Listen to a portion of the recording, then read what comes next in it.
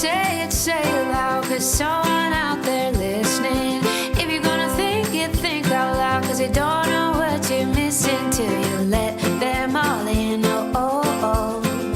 Tell them what it's all about. Oh, oh, oh. You're listening to the Divorce Registry podcast, talking about real people, real issues, and real solutions. I'm Jonathan Fogel, a family law attorney. And I'm Amanda Johnson, a family law paralegal. This is the Divorce Registry podcast, where we provide informative, entertaining, and invaluable insights into all aspects of family law. You can reach us at thedivorceregistry@gmail.com, and be sure to follow us on Facebook. Amanda and I are partners at work and in life. We are both divorced, and we have 5 kids between the two of us. Some call it chaos. We just call it family. We call it chaos too. Yeah, you're right. The signs say you'll be coming up roses soon. It all comes back to you. It all comes back to you. It's a little puffy. I forget that we're on camera, so I you're just like matting down my hair. Does it look okay? Matting down your manly My curls? Jewish curls. That you have on Nice. top of your head. I know, I have like the Jew fro going. I know. I don't know what it is with this weather, but maybe I put too much product in or something today. You're good. It looks all right. good. It looks all right? Yeah. Okay, good. You're all good. right. Well, good. We probably should start then. Okay. Yeah, I think we were already starting. Well, good morning. Good morning. How are you? I'm great. You know, this is our first podcast just with the two of us, no guest. I know. I know. Are you okay? We don't have like a safety net. I feel like this is our therapy session. We have to talk to each other? Oh, my God. Speaking of therapy sessions, we've now had our second therapy session together. Yeah. Yeah, that was good. Well, it's always good. I know. Even if it's hard, it's good. I know. In fact, I have this joke that I tell. It's like the thing about therapy is the more you do it, the harder it is, because like you realize, oh my God, I have to like talk about stuff and like talk about. Yeah, Well, there's no. no miming involved. No, I know it's not Marcel Marceau up there doing therapy. No, but I'm being really serious that it brings up a lot of really difficult things to talk about, and you're like, I don't want to continue to do this, and then you realize that it's very helpful to talk about things. I should say it's very therapeutic. Well, that's the right which is word to use. What it should be, right? Yeah, and I think it's so hard to explain because we have a really good open community. We really do communicate well with each other. Yeah. But there's something about being in that room with a third person that allows you to. I think that when we do communicate with each other, if you say something, you get really worried that you're going to make them feel a certain way, right? I don't worry about that in the room as much because I know I have someone there to look at you and go, this is kind of what she's this is what she's saying. Right. This is what She can help rephrase it for us, maybe. Yeah, and I think it is so helpful. Yeah, and I think that it's a safe space. I think is what you're trying to say, that it's a safe space to voice concerns. And I know that the things that you're saying in there, first of all, are coming from a place of love. It's not coming from, I am upset. And even if you are upset, it's not coming from an ugly place, right? Where it's a negative. And I look at it as, this is the thing that I took away from this last session is I was so excited about the idea that this is going to help grow our relationship, right? The things that you hear in there, the things that we talk about, it's like, oh, this is only going to make our relationship stronger and help us to figure out where we're going to go from here. Because that's something that we struggle with 5 kids, not living together, not being married, working together, having to try to find time for us. When are we going to be able to be in a situation where you and I can have a place together? It's like you mentioned, like, what is the purpose? What is our purpose? That is the key word. What is our purpose? You look at your old married way of life, right? You had romance, you got married, you bought a house, you had children. We don't have those things. It doesn't follow that. And we have a lot of other things that first married couples don't have to deal with. We've got your kids, my kids. We don't have our kids. We have exes. We have extended family members now that are from different families. I mean, it is.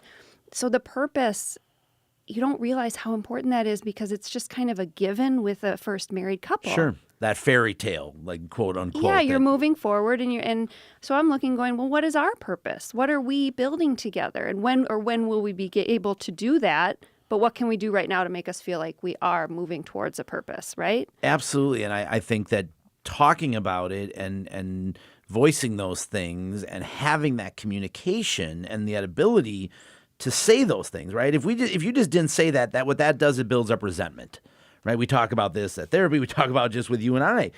There is resentment, and that word may have a very negative connotation to it, but it's not like I resent you and I'm like, God, I'm pissed or I fucking hate you because it's not that. It sits in the pit of your stomach. Right. It's things like, well, geez, you get to spend time with your kids or you get to go on this trip or you get to do that, but I don't because I have other things that I'm doing or I'm busy, with my kids, and that means you and I don't get to be together, and that makes you resentful. Mm-hmm. And those things just, if you start building those layers of resentment and don't peel them back and don't address them, that I think is what becomes toxic.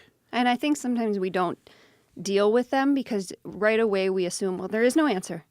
Right. What is he going to do? Get rid of his kids? What am I going to do? Get rid of my kids? No. Right. So how would this ever resolve it? There are ways to step off of your position and see it in a different way and work together. And yeah, it may not be exactly what you ideally want it to look like or be, but just talking about it. Yeah.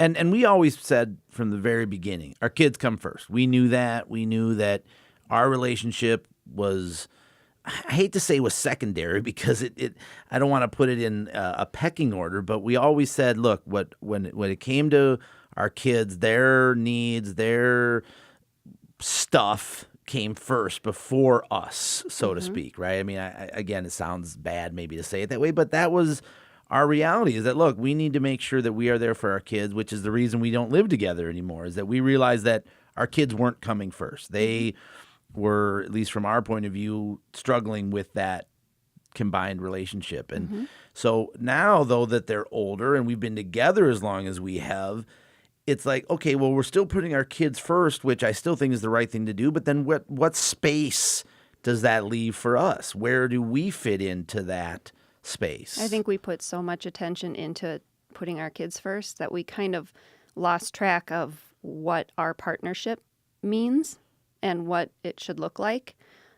So I think by putting that on the front burner for a little bit, not saying we're not paying attention to our kids. They're always there. They're always coming first. But we have to put this before some other things, other than work or other than extra things we have going on, which is why we're going to therapy. Right. And it seems weird, right? I mean, we have these therapy homework assignments, right? And they're great. That's not the weird part. The weird part is that you think, well, geez, do we really have to have homework to make a relationship work? Shouldn't it just be like it is in the movies where it just works, or in the fairy tales, right? You never hear fairy tales. And then Snow White and Prince Charming went to therapy for a little while to figure out their relationship, right? I mean, that doesn't happen, right? So it's a weird concept to think we have to figure out how to intentionally put our relationship and give that relationship priority, we right? do. I think that's normal. There's so much going on in life. But isn't that weird? Don't you think it's weird to be like, okay, you are going to, one of the things that, one of the assignments, you mind if we talk about some of these assignments we had? Is that all right? Yeah. I don't want to, As long as you don't talk about the one that, no. I'm not we won't disclose everything. But, doing this 20-second hug, right? Kind of like that idea of we need to intentionally reconnect with each other, to try to figure out, okay, and it's not a sexual hug. It's not it's just okay to just try to feel connected with each other. Because even though we work together, we see each other every day. We spend 8 hours at work together every day. We usually have lunch together. We're running, doing all. There's still not that connection. It's different to have a physical connection in that way than it is to just be in the same workspace. And for many people that may understand this, as you have a couple, as much as Jonathan and I are alike, we are very different as well, which is probably very normal. So that assignment was more for me. Because I tend to do the hug. Okay, I got to move on. I got to keep moving. I got to go to the next thing I'm doing. And I like long hugs. I'm like, no, I got to go. I know. I'm always like, is there a reason why you're like, I can feel you like pulling away the minute I reach out for a hug. I mean, I shower every day. I mean, I'm not. It's not personal. I know. But having that assignment and also hearing the important, the list she gave us and marking the things that were most important to us as far as needs. Yours were very, very like that, touch and, that connection in that way. Mine were different. I was totally different personality. Yours was alone time. Isn't that was one of them, I think, if I remember right? Space. But I was not meaning alone, like that, not like that. But stability and consistency. Yeah. And mine were not as physical in that way. It was really, and it was interesting to hear that. Well, and I think she made a really good point to us too, is that, and I think I made a joke, is like, oh, yours are better than mine, right? And she said, well, it's not about better or worse. And I was kidding, obviously, because I thought mine were better. But I think what she was more loving. Yes. No, I think she was pointing out is that that's what makes this relationship really work, though, is that we do have differences, right? I mean, there's opposites attract. There's, people also, similarities. People are, people that have very similar tastes can be together too. But I think that we do have a lot of similar interests, but we are very different people, and that can make our relationship really strong, that we can build off of that. I can learn from you on the things that you're strong at. You can learn from me from the things that I am stronger at, and that makes a really good mixture. It's like making a cake, right? You got to have all these ingredients. We mix it together, and then we are a great chocolate cake. Do you like chocolate or a cake? I guess. I came up that on the spot. That was my improvised analogy. Nice. Did that work? I'll take cake. Maybe lasagna would be a better. I don't know. I don't know what it is. Well, one of the things I want to talk about, we'll transition there. This is the most awkward transition out of this discussion. But I wanted to bring that up because I really wanted to talk about what you and I are dealing with. But one of the things that I want to talk about today is some myths about divorce, right? You hear people talk about certain myths and what those might be. So I wanted to bring some of those up and we can just discuss those. Sound good? That sounds like a good plan. Okay. So the first one that I hear a lot of is my parenting time can be denied, or I can deny parenting time to my ex if they don't pay me child support. Mm-hmm. Right? You hear that a lot. It's like, well, they're not paying child support, so I don't have to let them see the kids. Mm-hmm. Absolutely not true. Well, they can. Well, they can Let's deny talk about it should they first. do it. Right. That's the whole thing. No, but it's those two don't go hand in hand, and I get that a lot. It's like, well, people come in and say, well, they're not paying me support, so I shouldn't have to let them see the kids. And look, you should pay your support. If you have an obligation, you should pay it. Okay, let's get that out of the way. Right. Not saying that people shouldn't pay it. The courts, though, don't connect those two things. They feel that one's a financial obligation and one's an obligation that you have to do what's best for your kids. Mm-hmm. So please don't ever put your kids in the middle of that situation to withhold parenting time because someone else isn't doing what they're supposed to do. The financial stuff is between the two of you. The parenting time is for the child. That's right. And people say, well, it's my time. No, it's your kids' their time with you. Right. And also, I always say, put your kids in the center, not in the middle of your divorce, right? Because putting them in the center, that's the focus is on them. Putting them in the middle means that they're being tugged one way or the other, and that's never okay. Well, and I think that that's a hard one for people to recognize that they may be doing. Yes, I think it's for sure. because it's very like you have this picture of two people pulling a kid apart, going one way, another way. That's not how it looks. No, it can look like one parent not supporting the other parent in their parenting time with their child. Right. Or it could be very microaggressive things like, I'm going to show up 10 minutes late. Mm-hmm. Or I'm going to, when they show up, I'm going to wait and, say, oh, he's not ready yet. And, oh, we got to get things done. And just those little microaggressions tend to build up that. And what it's showing your kid is that they shouldn't value the time that they have with the other person. Right. Or that you don't value that time. Right. And kids pick up on that stuff. Yep. So I think that's a really good point. Were you going to say, I know you were saying it doesn't look like that tug of war that you may see. No, it's not like we always say, like in the movies, like you're tugging. It's very much more understated than that. And to be self-reflective enough and know if you're doing it or not I give anybody props if they can self-reflect and go, you know what? I may not be doing the right thing here. And I need to, I don't want my kid to go with, I hate their mother or I hate their father or I'm so mad at them that they did something to me or they cheated on me and I don't think that they're doing this stuff right. But you got to stop and think about what that kid needs and the future of that kid's relationship with that parent.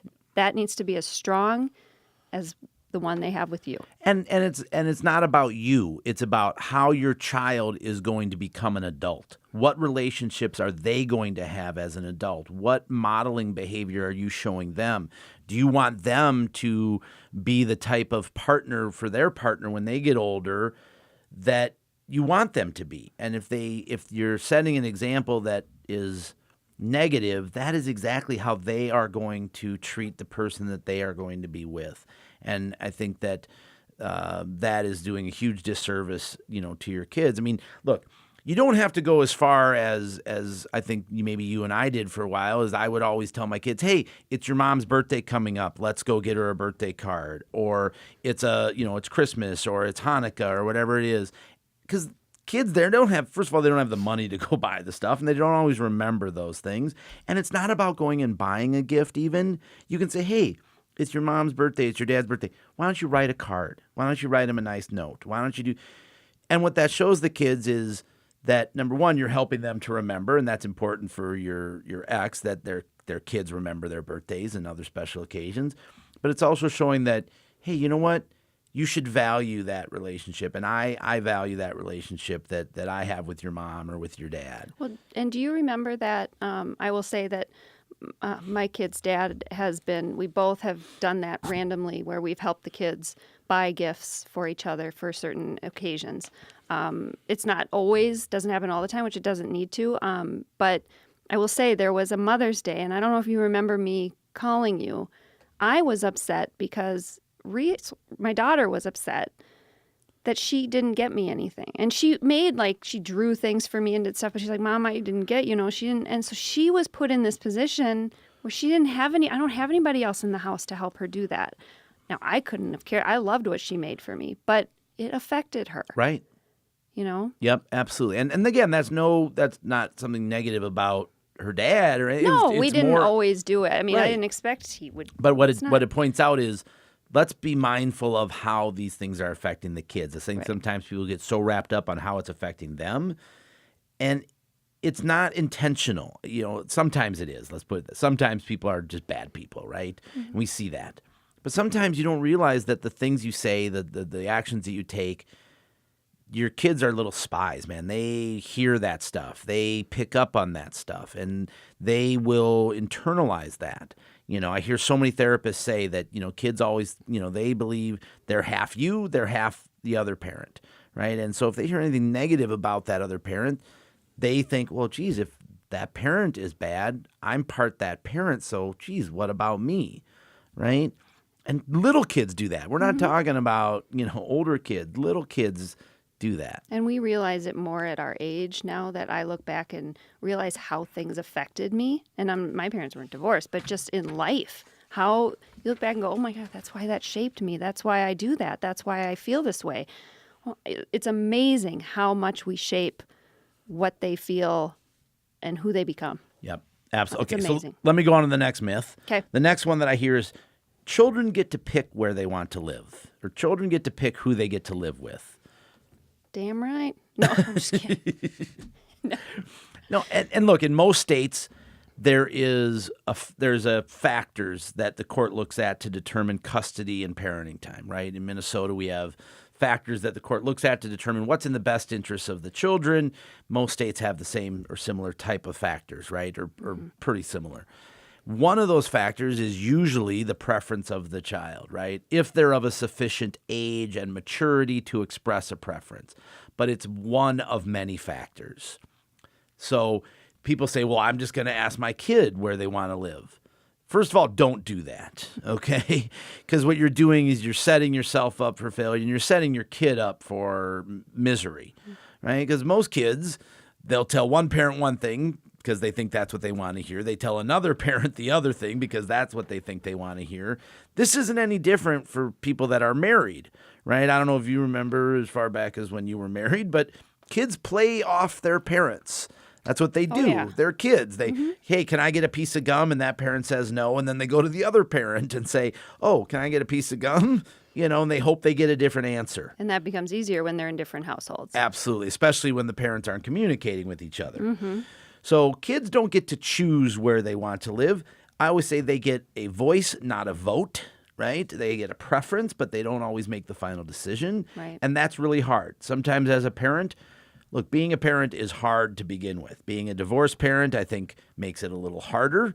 Being divorced parents that don't talk to each other makes it even harder, right? Each separation that you get, or each degree of separation you get, makes it harder and harder. But don't put your kids in a situation where they feel like they get to choose where they want to live. Now, in most states, the older the child gets, I always say that as kids get to be much older, they vote with their feet, right? They're going to say, hey, look, I'm 17. I'm not staying there. I'm not driving back. I'm not driving back and forth. And so it does get a little harder.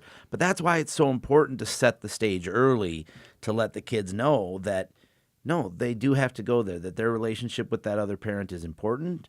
And I'm not saying you need to send them in a situation where it's abusive or Right. there's always exceptions, but there's also, you know what? Let's talk about why you feel that way. Why do you not want to go to the other parent's house? And then maybe another option is you all sit down together and talk about it. And that's, important to do. It's Right. hard. It's super hard. Or you bring in a third person, a therapist or Right. something. I mean, you shouldn't be the one asking them that question.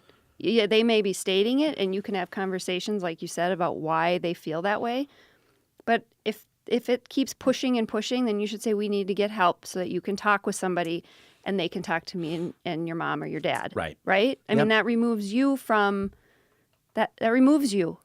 pushing something or, Yeah, and I think removing is the right term to use, because why do you want to be the one that is controlling that? Give your child that ability to voice it to somebody else, right? I mean, that's a great gift that you give them as well, is as they get older to learn that skill of not just saying, nope, that's what I'm doing and I'm not following through with it. No, let's talk about why. Talk about your feelings. Talk about the concerns that you have and work through that. That's going to help them with relationships they have and to also cope with their own issues that they might be dealing with. right. All right, another myth is divorce always has to end up in court. Divorce always ends up in battles, right? Sure, we see that in movies. We see that in TV Well, shows. it'd be a really boring movie if it didn't, right? Yeah, right. Well, right. maybe not. I guess there's been more. And we could come But up with working through it. working through things. Yeah. Yeah. But divorces, there's many, many ways to navigate through the divorce process, right? There is certainly the traditional litigation where you go to court, you have a trial, a judge makes a decision. That is one option. It should be the last option in any case, because there are so many different ways to do it. We had Jeff Johnson on in our earlier episode last week with talking about mediation. That's one of the options. There is a lot of different ways to do to get through this process that doesn't lead to the all-out, knockdown, drag-out fights. And I think setting the tone in the beginning is always really important. And I know that, again, there are special cases where you have to take action right away if somebody's being hurt or if their child's in danger, or, many that you need to start an action and you need to get in court. That being said, just the service of the summons and petition, I'm still really surprised at how many times we have clients come to us and go, yeah, I was served at work. And I'm like, did they even ask you if you would sign an admission, just hand it to you and sign an admission of service? Well, no. They did not need to hire the service person to do that. They didn't need to embarrass you, although it's not like they're announcing what they're doing when they give you. No, but still. it starts people out on the wrong foot. I mean, to me, if someone walked into my office and served me with paper, I'd be like, man, I'm pissed off. Why didn't they just call me? Or I would have. Yeah, just take them. Yeah, it's fine. You're not accepting. You're not agreeing to everything just because you've accepted the process, the service. All you're doing is saying, I've got it, and then we can figure it out where to go. I think there's so many people that worry that, okay, or I get calls, I'm like, oh, someone's trying to serve me with something. Should I avoid it? And, well, no, I mean, it's going to No. happen. There's no benefit to avoiding Right. service other than it's just delaying things, and it costs more money and more time and probably a lot more animosity, which is what we don't want to have. Correct. All right, the last myth that I want to talk about, and I have other things too. I mean, there's tons of them, but this one is dealing with spousal maintenance or alimony. The myth is that women always get it and men never do. And sir, I think traditionally, when I first started practicing 25 years ago, men were out earning women at that time. Now that there's been more of a shift, in fact, I wrote an article about this in the Huffington Post years ago called manimony. That's what I coined it, is the idea that women, as they start out earning their husbands, are now growing in the amount that are paying spousal maintenance or alimony to their husbands. Look, the laws are written as gender neutral. We know that sometimes they're not applied that way. But the idea of spousal maintenance or alimony is to support a spouse that can't otherwise support themselves following the marriage. And there's tons of factors that go into that. Some states have guidelines on what that is. Some states don't. But the idea that men never receive it and only women receive it is not the case anymore. No, that is not. And I think there's another episode that we can do about what I'm passionate about, which is what people should know when they're getting into marriage. And that leads into that spousal maintenance. And people, I don't get how that happened with paying why I have to pay spousal maintenance. And it's like, well, because you guys during your marriage made a joint decision for him or her to stay home or to take a lower paying job to watch the kids and raise the kid. I mean, all of these things are choices you make and to where you should know what those choices are before you get into marriage, before you get into this legal binding contract. Right. And I was just going to say that people stand up in front of friends and family and their God, whoever that might be, and they exchange these vows of love and to be together forever. And it doesn't always work out, as we know. But what they don't realize is that what they're entering into isn't just a covenant with God and with each other. What they're entering into is a legally binding contract that if that contract is broken, you have to go to the state that you live in and have a judge sign it saying you will now break this contract. And by entering into that contract, you are agreeing to certain things. Like, we agree that everything that we earn from now on is going to be split between the two of us, whether it's equally or equitably, whether I'm working, whether I'm not working. If you're putting money in retirement, I get part of that. If we buy something together, whether my name's on the title or not, I get some of that, and you do too. And also, we are going to commit that if we have children, we are going to have to raise these children together. And we have a legally binding obligation until that child emancipates, and sometimes in other states beyond that, we have a financial obligation to those children, whether I see them or not, whether we're still living together or not. And people come in and look at me like, well, I didn't know that. And that goes back to what you said, is that you wish that there was more education prior to marriage for people to understand that. Not to talk people out of getting married, No. but just so they know what they're getting into. I think if you're like any contract, like any, when we swipe through all these long new contracts for, Yes, for our whatever app we phone have, yeah. and we mark yes, yes, yes. I don't care if you do that when you're getting married, if you don't want to read the laws of our state and know what will happen if, God forbid, you get divorced. Right. But you should have the right to know it. And I think, there should be a class. This is my own opinion. There should be a class I personally think that people have to take before they can get a marriage license. People tell me I go too far with pushing that.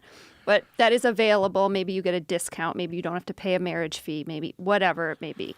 That explains these things to you so you guys can make choices together that you're both aware of and that will bring you – that's creating closeness, right? And Yep. intimacy right there. Sure. So Sure. I mean, I can't tell you how many times people come and sit in my office and they say, well, wait, she didn't work or he didn't work. Why should I have to pay? I'm like, because that's the law. right. Or, wait a minute, it's my retirement. I don't have to give. Yes, you do. And those are hard things to come to terms with if you don't know that ahead of time. Right. And so speaking of time, I can't believe it's already, I think we've had 30 minutes already. Okay, we didn't even get to half. We didn't get to your big important stuff. Mention it real quick. We'll Okay. tease people a little bit. We'll talk about this in the next episode. So I bought a book on Amazon, and I did it very blindly, didn't know if it would be good or not. It's called Step Coupling, and it has spoken to me and what Jonathan and I have gone through with our kids and our families and us, and it's something that people should read when they're thinking about getting into it. I think they should read it right after they're divorced, before they've even met somebody, honestly, because so we'll talk about that another time. Yeah, and maybe we can get the author to come on and talk to us about it. That'd be great. You're happy with our, what is this, episode number 6? Are you happy with it? Yes. Me too. Good job. Have a great day, Amanda. I'll see you at work. Okay. All right, bye. Thanks. Bye. Thanks for listening.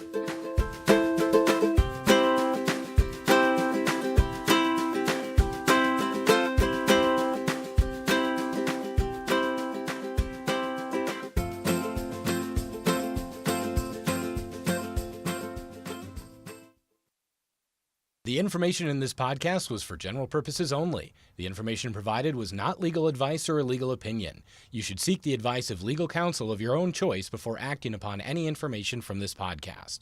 Contacting us by phone or any other means does not establish an attorney-client relationship.